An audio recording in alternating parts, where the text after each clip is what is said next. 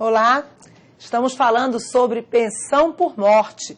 E no final do bloco anterior eu falei para você sobre a morte presumida, tá? Quis fazer uma pequena diferença entre ausência e morte presumida. Esse tema é de direito civil, mas ele influencia aqui no direito previdenciário. Mas vamos seguir, porque a gente quer analisar a lei em si, né? É mais seco o nosso propósito aqui, não é muito doutrinário de viajar, mas eu quero que você entenda que existe a situação ausência e morte presumida e muita gente confunde, tá? Uma questão de prova se a ausência não foi amparado por esse dispositivo da lei. Tem uma tendência jurisprudencial até em equiparar para a concessão de benefício. A Justiça Federal vem se comportando dessa forma. Eu tenho casos, inclusive, que eu já atuei como advogada, em que foi concedido benefício na situação de ausência, mas não está amparado especificamente aqui, tá? Vamos lá, 74 de novo, só para a gente poder fechar o raciocínio. A pensão por morte será devida ao conjunto dos dependentes do segurado que falecer, aposentado ou não, a contar da data 1. Do óbito, quando requerida até 30 dias depois deste, do requerimento, quando requerida após o prazo previsto no inciso anterior, dos 30 dias, tá? Ok? Da decisão judicial, no caso de morte presumida. Não terá direito à pensão por morte o condenado pela prática de crime doloso de que tenha resultado a morte do segurado. Isso aqui não existia antes da medida provisória 664, e eu acho esse pedaço aqui super, super justo. A gente poderia citar casos como Suzane Richthofen, né, e outros casos, de dependentes que atentam contra a vida dos seus provedores, vou chamar assim, tá? E depois passam a pleitear direitos relacionados a esse provedor, ok? A gente tem, por exemplo, no caso de um filho matar o pai, há casos na legislação civil dele ser deserdado, porque deserdar não é simplesmente como aqueles casos que a gente vê em novela, que o pai briga com o filho e eu vou te deserdar. Não é assim não, tá? Tem que ter a previsão da lei. Então, sim, se um filho, por exemplo, atenta contra a vida do pai, comete um homicídio mesmo, ele, num processo judicial confirmado, condenado, porque presume-se inocente, né? Condenado, ele não teria direito à herança. Mas não havia uma previsão expressa quanto à pensão por morte. Imagine, por exemplo, alguém que cometeu um crime, mandou matar o pai, ou matou o pai ou a mãe, por exemplo, depois pedir pensão por morte.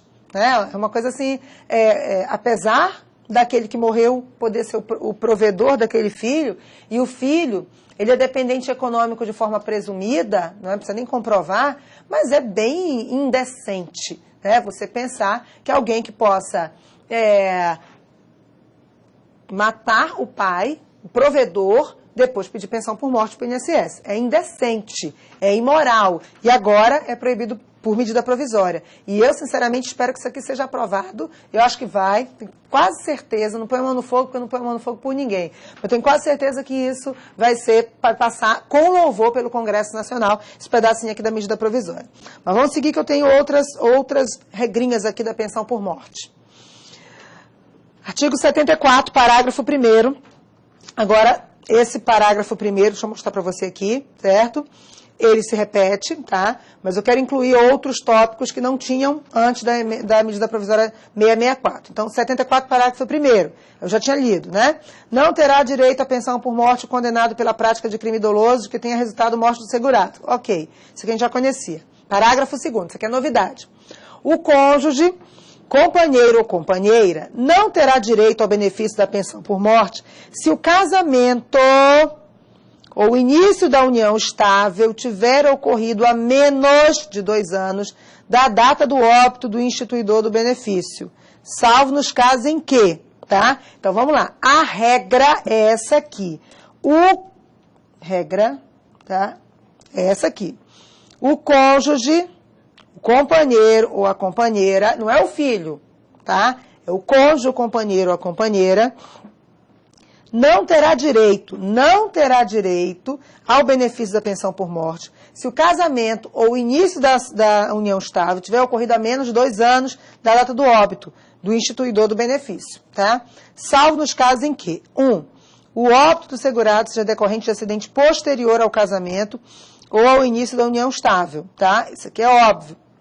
O cônjuge, o companheiro ou a companheira for considerado incapaz e insuscetível de reabilitação para o exercício de atividade remunerada que lhe garanta a subsistência, mediante exame médico pericial a cargo do INSS, por doença ou acidente ocorrido após o casamento ou o início da união estável ou antes do óbito. Isso aqui sabe para que é?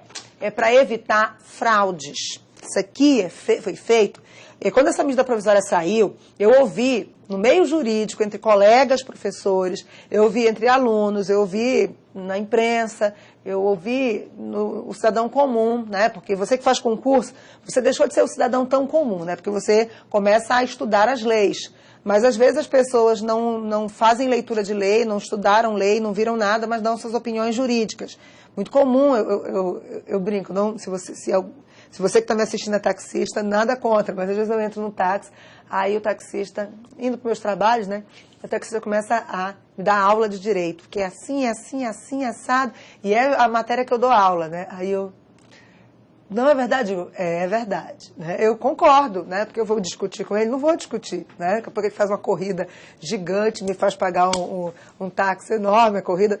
Não vou discutir, mas com você aqui a gente pode, sim, confirmar.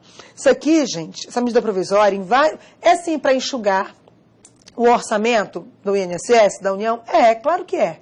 Estamos num contexto político que a gente está acompanhando, de gastos, né? A dívida pública alta, então é sim para enxugar? É. Mas é para fazer mini reformas previdenciárias? Sim. Mas é para evitar fraude? Sim. Eu não vou falar do seguro-desemprego, mas essa medida provisória aqui, ela mexeu com o seguro-desemprego. Eu não vou falar porque não é objeto da aula de previdenciário. Ela mexeu com o seguro-desemprego e estipulou uma carência para o seguro-desemprego.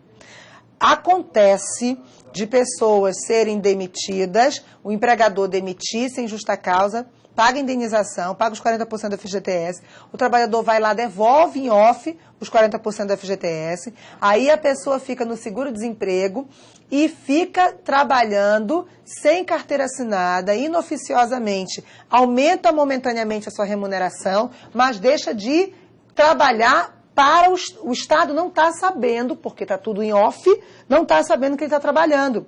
É aí o que acontece. Passou o prazo de seguro-desemprego, ele é contratado pela mesma empresa. E isso fica um ciclo vicioso durante anos, fraudando o dinheiro público. Porque quando ele recebe seguro-desemprego não estando desempregado, ele está fraudando o dinheiro público, entendeu? E ele está fraudando a si mesmo. Por quê? Porque ele faz grandes interrupções do seu período de trabalho. Perde o FGTS, enfim, certo? Então, porque ele deixa de contribuir naquele período. Enfim, então, esse tipo de fraude não é bom para o trabalhador, que é a parte mais fraca, que naquele período ali ele se sentiu confortável, porque ele ganhou um pouquinho mais, trocou a geladeira, fez uma viagenzinha, trocou de carro, enfim. Mas é ruim para o trabalhador e é ruim para o Estado, porque o Estado fica desperdiçando dinheiro por conta de acordos, conluios, certo? Maracutaias de empregador e empregado, entendeu? A mesma coisa aqui. Aqui é o seguinte, tem gente, por exemplo, que está doente, aí tem uma amiga, certo? Tem uma vizinha, tem uma namorada que nunca casaria com essa namorada, mas casa só porque está doente para poder passar o dinheiro para ela da pensão por morte. Entendeu? Ah, cara, mas pode. Não é assim. O casamento, apesar de ser um contrato de direito civil, é realmente um contrato de direito civil, mas ele tem uma finalidade que é a união para a formação de família. Se eu já estou doente, certo? E estou prestes a morrer, por que eu vou casar com aquele indivíduo só para ele receber a pensão por morte minha? Ah, não, porque ele não trabalha. E aí o INSS vai ter que sustentá-lo porque ele não trabalha. Está entendendo o raciocínio? Então, essa é a intenção dessa alteração aqui, é evitar esse tipo de fraude. Vamos de novo. Artigo 74, parágrafo 1º. Parágrafo 1º é tranquilo. Não terá direito à pensão por morte o condenado pela prática do crime doloso que tenha resultado morte do segurado. Lembra da Suzane Richthofen, por exemplo, tá? Essa regra não era nem para estar escrita aqui, por isso que eu apaguei. Parágrafo 2º. O cônjuge, o companheiro ou a companheira não terá direito ao benefício da pensão por morte. Tá? Agora eu vou escrever bem aqui. Essa é a regra. Se o casamento ou início da união estável tiver ocorrido há menos de 2 anos da data do óbito do instituidor do benefício, salvo nos casos em que 1. o óbito do segurado seja decorrente de acidente posterior ao casamento ou ao início da união estável, tá? Então, às vezes, por exemplo, a pessoa morre e aí ajuiza-se, o cônjuge sobrevivente, o companheiro sobrevivente, ajuiza uma ação ação declaratória, para declarar, confirmar judicialmente que eles já viviam em união estável, entendeu? Então, olha, se eles viviam juntos e nunca foram num cartório registrar união estável, em tese é porque um dos dois ou os dois não queriam. Aí agora, quando tem uma pensão por morte no meio, né, aí todo mundo quer registrar, né? Ou 2, o cônjuge, o companheiro ou a companheira for considerado incapaz, insuscetível de reabilitação para o exercício da atividade remunerada, que lhe garanta a subsistência, mediante exame médico pericial, a cargo do INSS, por doença ou acidente ocorrido após o casamento ou início da união estável e anterior ao óbito. Então, é assim, casou, sofreu acidente, certo? Ficou incapaz, e aí houve a morte do provedor. Tá entendendo como é que funciona? Tá? Olha, eu vou ler de novo.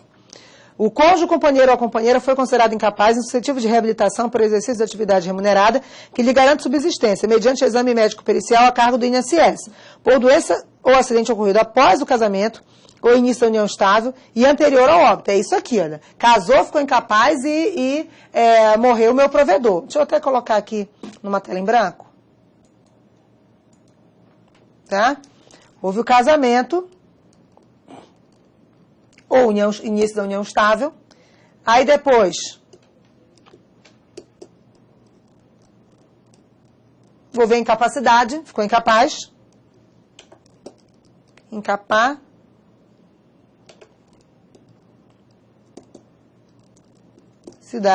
ok? E depois houve o óbito do provedor. Olha só como fica diferente. Houve a incapacidade. Opa. Passei sem querer lá na frente. Só um instantinho.